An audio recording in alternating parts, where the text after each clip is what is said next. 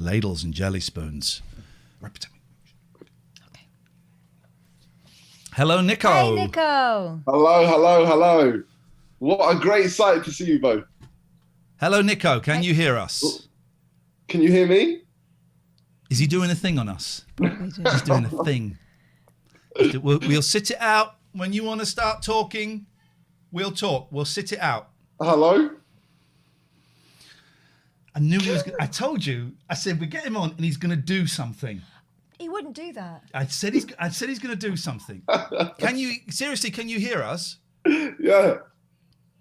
You can hear us. Yeah. Or he's got a problem with his thumbs. We know here. Let me try and work this out. Idiot. I'm an absolute idiot. His teeth look nice, don't they? Last time we saw him, he had like an Invisalign. He's got no idea, has he? No idea that we can hear him. Not a clue. Even though I've said it, even though I've said we can hear him, he just still doesn't. I wonder if he can hear us saying that. Can you hear us, Niko? We can hear. Can you hear us say that we can hear you? Yeah. Yes, man. Yes. Hey, man, how you doing? Wait, can you hear me? Yeah, we've been able to hear you from the start. Don't. Please. Okay, so you franked me. Fair play. I was trying to think. Please like, don't think just because we're old that we can't play your game and enter your world. Yeah, you played me. You got me good. I feel kind of stupid now. First of all, that looks like a really comfy chair. I like chairs where you can brush them one way and they're like a slightly different colour, and then you brush them the other way. I also like chairs where you can loll to the side and you're still protected. Congratulations, man. It's actually a bed, so if I wanted to lie back, what a bed. Nice. You're living the dream, man. Did you get 5% of the votes for London Mayor? No, 2%. Oh, 2%. That's incredible. Yeah, but I'm happy with that, to be fair. We almost got 50,000 votes. So, we went from Brooklyn Tidal to almost 50,000 votes in the London Mayor election. We like that. I was watching your campaign. I was watching the whole thing. I loved it. I thought it was brilliant. I love the fact you beat Lawrence Fox. I thought it was beautifully done. The whole thing of you staying outside the BBC until you got interviewed. Yeah. You want to tell Boris Johnson to shh. The tiny glasses, the lookalike, the tracksuit bottoms, the whole thing. The whole thing was working. And you know, I couldn't have done it without Catherine. You know that. I don't know if you've heard, but the video was unfinished. It needed an audio clip, and Catherine pulled through. So happy to help, man. Happy to help. All my success is down to Catherine. How exciting was that whole thing? Because Lollipop, my nephew Lollipops is in the room. Because that started off like really tiny, a really tiny gag, and I'm watching it thinking, well, this would be interesting. But it got huge by the end of it, man. Yeah. No, exactly. It was like every stunt which we did almost excelled it to that next level.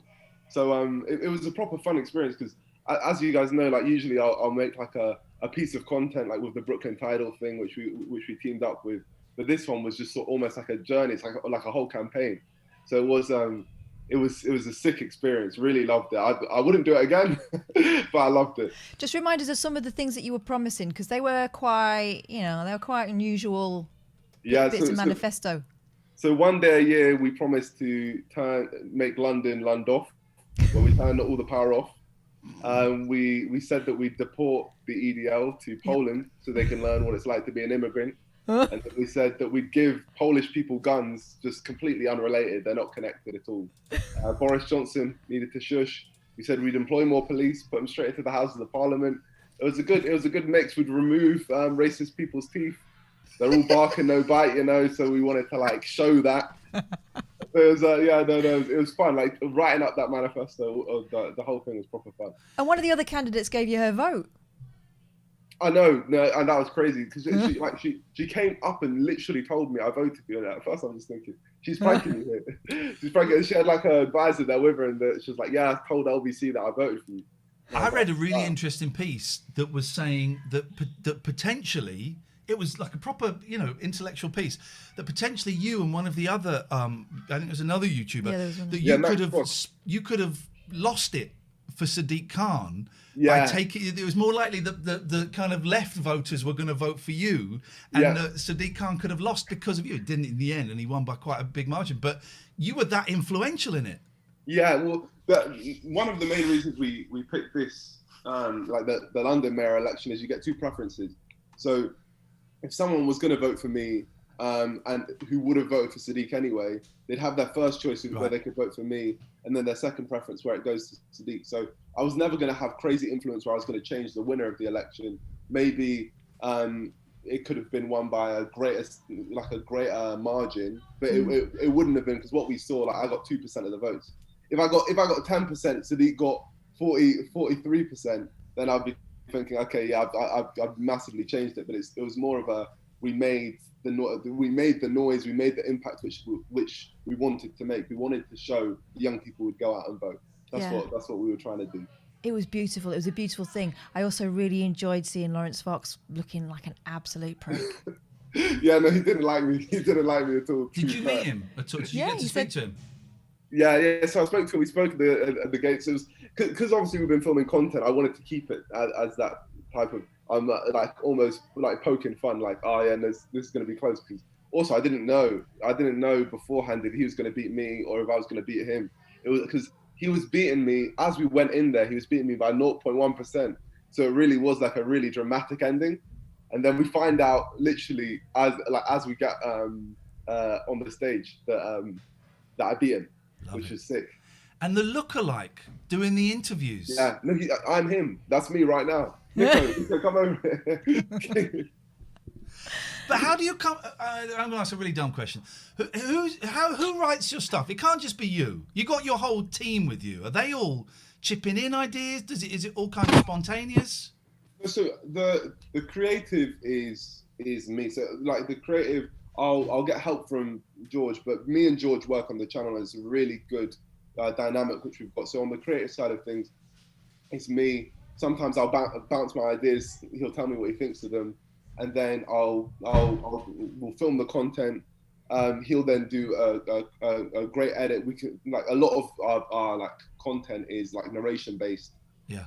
So I'll write that stuff up. But what he can do with the content once it's there is special. The edit is magic, man. This is what people don't know. You think the director, the writer, but the edit is where you can kill something or make it brilliant. Exactly. Like if someone else was editing this stuff, it wouldn't be anywhere near as good, because George really understands. And like, you guys have met George. We've been working together for years, so we've like what I've seen him turn into some crazy beast when it comes to these edits. Like, he's like, when I don't know if you saw the most recent video, but we released a documentary, and the edit which he did, there's another guy also called James, who also worked on that with us, but the edit which they both made was now insane. My boys love you. They're 9 and 11. They absolutely love you, and we watch a lot of your stuff. But I don't know if it's like old stuff or new stuff, right? Because they just kind of come around and put it on.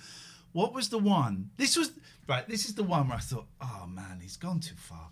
Where you pretended that your friend had been arrested, and he was like being questioned all day, and at the end you gave him a car. If you at that point said I've gone too far, when both of you were involved in the worst prank I've ever done in my life, I don't understand where you made the association. Brooklyn Tidal, the police arrest. Okay.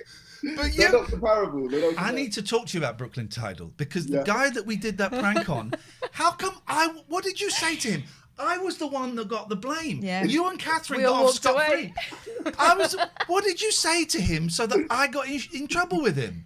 No, he didn't like me I promise you, for a while after that. Like, that's why it took so long to come out. Yeah, because we were getting in touch with you and saying, so what's going on with that? And you went, yeah, well, it's getting a bit complicated. Yeah, no, it was complicated, and it's something I'll never do again, because it was like a real YouTube video, but just gone too far, because you're almost playing with someone's emotions. So it was a massive learning curve for us. But once I showed him the video, because I think he thought it was some hit piece on him to show that he's completely money obsessed and stuff like that. Then when he watched the video, he saw the funny side to it. It's like poking fun, because at the end of the day, everyone does brand deals. We do this for fun, but also, as you both know, you've got to make money as well. So Yeah. it's like, I think once he realized, okay, I'm not trying to ruin his career, he came round to it and he was like, yeah, okay, put it out, and saw the funny side of it. Your stuff is so funny. It's so funny. It's a little bit. We fell in love with you because of the EDL stuff. Let's be Yeah, honest. but now I'm in love with him because of Star Schmucks. Star Schmucks is also. Star Schmucks is great, but I do sit with the boys, and the Star Schmucks one, again, I don't know what this is, but there's a bit where they're like translating someone and they're going, yeah, he wants to blow my mum, and I'm sat there with the boys going, okay, Yeah. there's a bit of that, but it's funny. Also, my 9-year-old doesn't know why 69 is a meme. No, but he keeps He repeating keeps it. saying 69. Yeah. So whenever he gets to choose a number, it's Well, always 69. What we've tried to do is reclaim 69 and just make it outright a meme. It's like 420 is also a meme, completely related to smoking weed, but I don't smoke weed. I just say 420 because it's a meme. Yeah. Yeah, no, it's all proper. It's all funny, man. How have you found it during lockdown? Because you've still been making videos during lockdown, and that surprised me that you were able to do that. How have you found it? Well, if you look back, like last year when we were making content last year, when lockdown first hit, the original lockdown, I found it really, really difficult. So I made a couple different types of videos because you're locked down in the house, and then it's like, what type of content can I make? Because that's really when it was a complete world change for me. Like, I didn't know what videos to make at all. Then I dropped a video where I surprised a pizza delivery man and gave him like a whole party surprise. And then I realized when it comes to food is always it's always running. Like, even though lockdown's happening, you can always make videos based around food. So over the last year, like, as lockdown's been coming in and out, it's been working out ways where I can continue making the content which I like making, but keeping it within the rules of the government, because I'm not trying to get like arrested. So I've made like a bunch of delivery-based videos where I actually work at restaurants and stuff, and opening my own restaurants and stuff like that. So just doing stuff which I'm able to do with lockdown. But it's definitely been a journey. Like, this year, it took a couple months to plan what content I actually wanted to make. And so that's where we came up with Star Schmucks, which is basically just a part 2 of my opening on McDonald's. Yeah. So we one time I opened a whole drive-through in my front drive, just because how else was I gonna like make content? Can we time Volts out for saying Niko? It's Niko. Let's get time Volts out. Show please. some respect. Why are you like this? I know it's a meme in itself now. I think calling me Niko. I can never look at Subway the same again after you just walking in there going, yeah, did they not tell you I'm the new guy? So I just started. It's so delicious. But it just goes to show, right? You say something with enough confidence, people go, yeah, fair enough. Exactly. That's what it is. Like, literally, all you need is blind confidence, and that'll get you so many places in life. That's all I've learned. But is it real though, or do you have to build yourself up beforehand? I think it's almost like fake it till you make it. When I first started, it was very like I needed a while to like build myself up. Now I can turn the switch on a lot faster because I've done it so much over time. Yeah. Like, I've been doing this for years now, so it's like I know how to just turn it on. Are you surprised at how big you've become? I mean, I think the London Mayor thing is going to take you into another level altogether. But you're getting like tens of millions of views on your YouTube. That's incredible, man. That's incredible. No, it's forever surreal. Like, and it's very difficult to see those as numbers off the screen. Like, when you see it on the screen, it can almost become artificial because you're just like, well, that's not real. That's not real. But I think, and because of lockdown, we'd spend so much time inside the house, and you won't really go out. Now I'll go out, and it's like, okay, I'm being recognized left, right, center. It really is like a culture change, like just a culture shock for me. Like, just going out. Does that make it harder? I remember when I used to work with Ali G years ago. After the first series, everything got so much harder for him because he'd walk. I remember they'd set up this massive stunt, and before Sasha came in, one of the people went, "This isn't Ali G, is it?" And they went, "Oh shit, let's retract." Retract. Does it make it harder for you? Yeah, no, I think so. Yeah, I think it just means you have to build. Okay, take it to the next level. Okay, how can I take things? Which I'm not going into shops. Like, I used to do the fake employee, like you said, with the Subway, and I wouldn't be able to do that now because people would clock on straight away. People who are working at the shops might recognize me. So what's the next thing that I can do after that? Okay, how about I open my own McDonald's?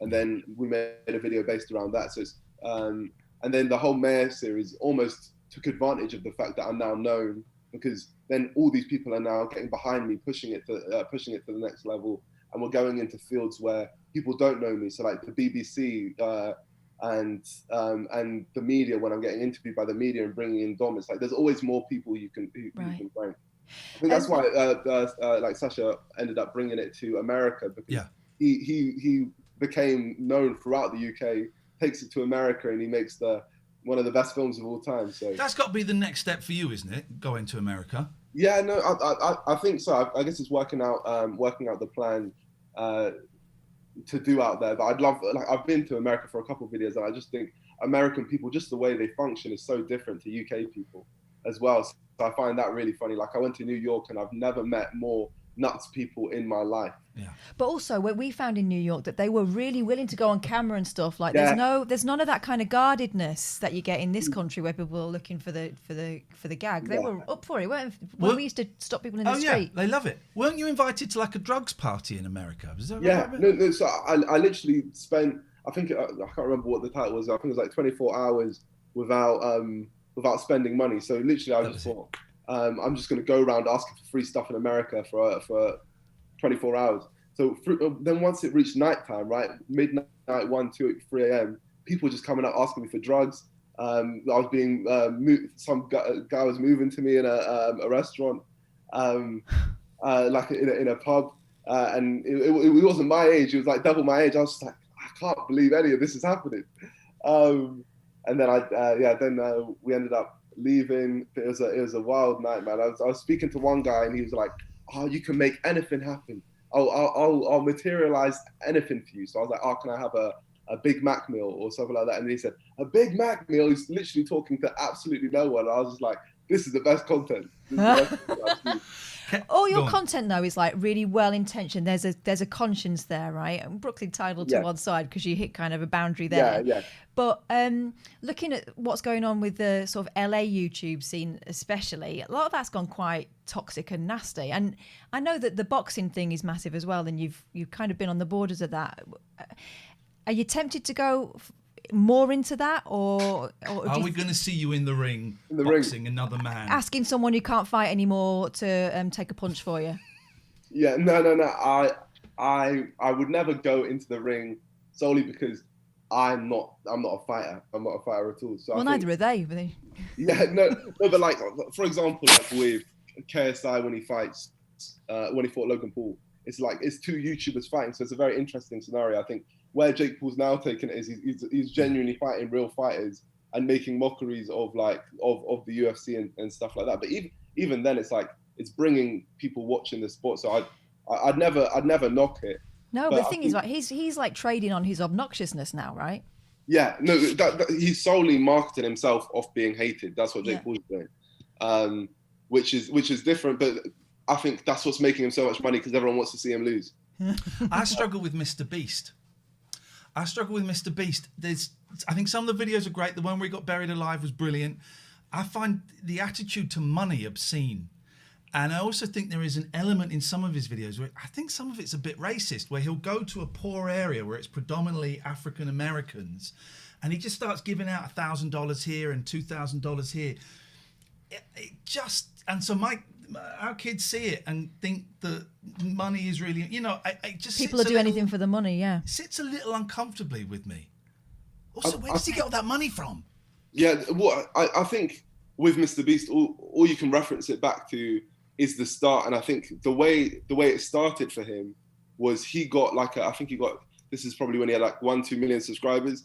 He got a £10,000 or $10,000 brand deal, and he went out and gave this, like, didn't keep any of it, gave it all to like a homeless person. So like it's always easy to look into what are like people's true motives, but where I'll always give Mr. Beast the pass is because he's done it, he's been doing it for years. Okay.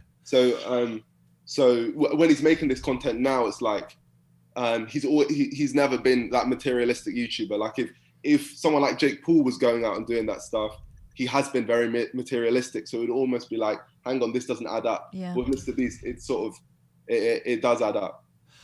I love you, Niko. I think you're brilliant. I'm going to do something that I never do. So I apologise for missing that. No need to apologise. It's so lovely to see you, brother. Thank you so much. And honestly, you make me laugh so hard. It's wonderful. Thank you for coming on. No, thank you. Prime Minister next time. NDL, Prime Minister. Maybe Brooklyn Tidal might need to link up again soon. We're always ready. See you later, man. Take care. Thank you, Niko. Bye-bye. There we go. Oh, cut them off. Let's play some ads for the plebs. There we go, guys.